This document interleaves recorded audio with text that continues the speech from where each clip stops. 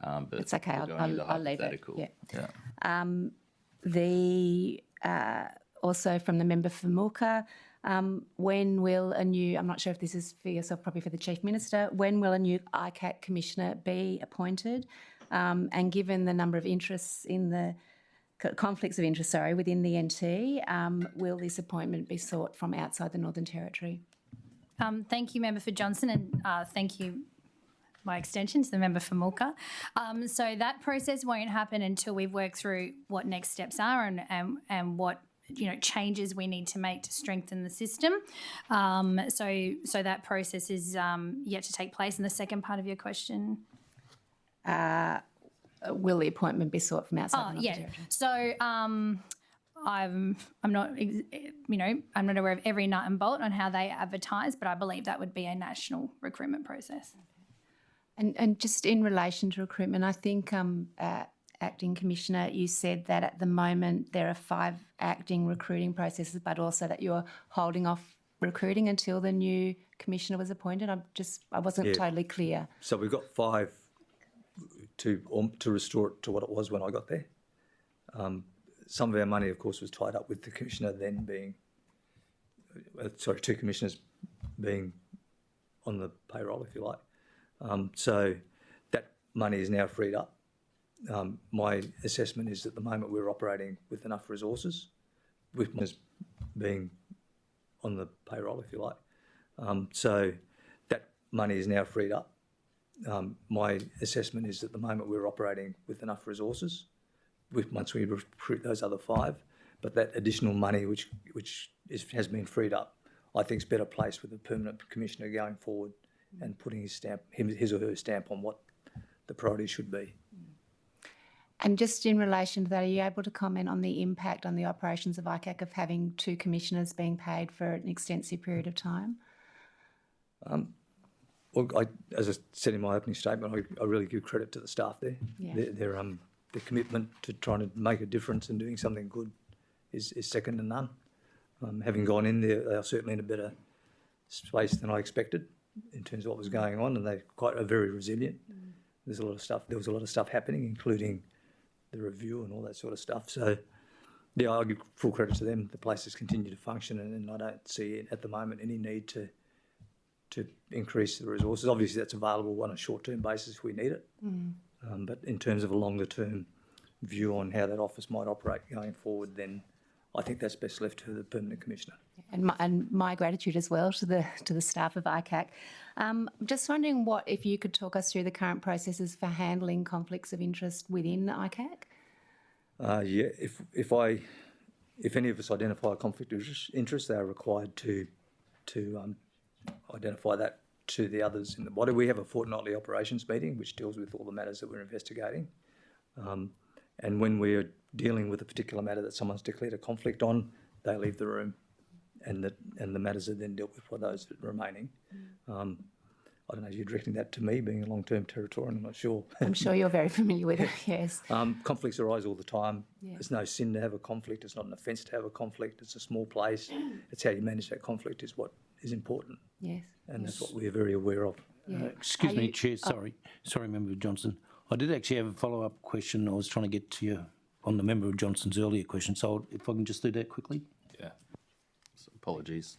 Acting Commissioner, I think this relates to, I think you said you've got 16.5 staff at the moment and 5 under recruiting, and your plan, correct me if I'm wrong, is to hold off from recruiting those 5 until the permanent Commissioner is in place. Is that correct or not? The 5 will bring us back to 21, right? Okay.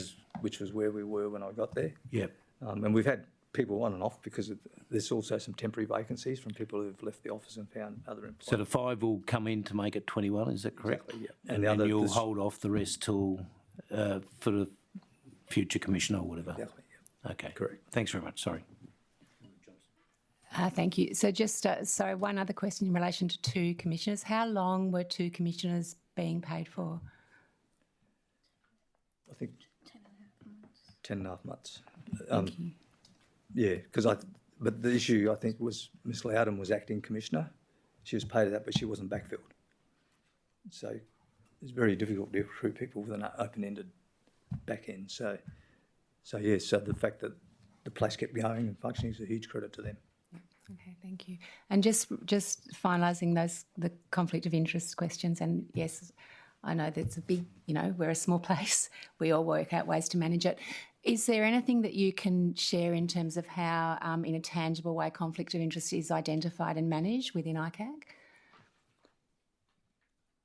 Well, you do an annual conflict of interest declaration, but you're also required to declare any conflict on matters that come through the door. And is that public? Not that I'm aware of, no. And do you know why not? There's a bit of privacy involved in that because it's a much broader, the declaration's very broad. Sure. It's just that individual matters is probably the most important one because you need to be reminded that these matters represent a conflict and we rely very heavily on that, and people also understand the importance of that. Yeah. And that's always reinforced. Yeah. And so you declare the conflict and then you manage it. And a conflict can be more than actual, it can also be perceived. So we're also very aware of what the community thinks about things like I'm supposed to be best mates with lots of very senior people. I'm not sure that's the case, but the perception's there, so you need to manage that very carefully. Yeah. And is there a way, if that can't be made public, is there a way of reassuring the public that it's being dealt with if they can't see it? Is there a way? I suppose if the question's asked about a particular matter, you could say, for example, I've recused myself from certain things. I'm happy to share that. Are you able to tell us how often conflicts of interest have been declared? There was at least... We've got some ex-police investigators there. So when it involves police, they tend to recuse themselves. And I think Ms Loudon had a conflict last year in a matter that was aired in estimates. So it's not that often. It's not always, and I've declared a conflict in a couple of matters as well, mainly because there's people that I've worked directly with for a long period of time. I imagine many. And there's a lot of them there. But they're not all... There's also a lot of people I don't know who hold senior positions. And so I think I can still deal with most matters that come through, but when there is an obvious potential for a perception of a conflict, then I will be very aware of that, mainly for the reputation of the office, because it can't really be seen to be getting involved in matters using officers that are conflicted. So that's pretty much my rule. You need to be very careful about managing that, and people are aware of that. Thank you.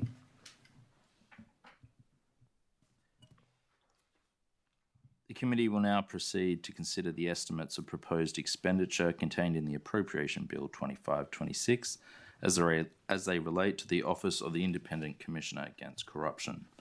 Are there any agency-related whole-of-government questions on budget and fiscal strategies? Leader of the Opposition.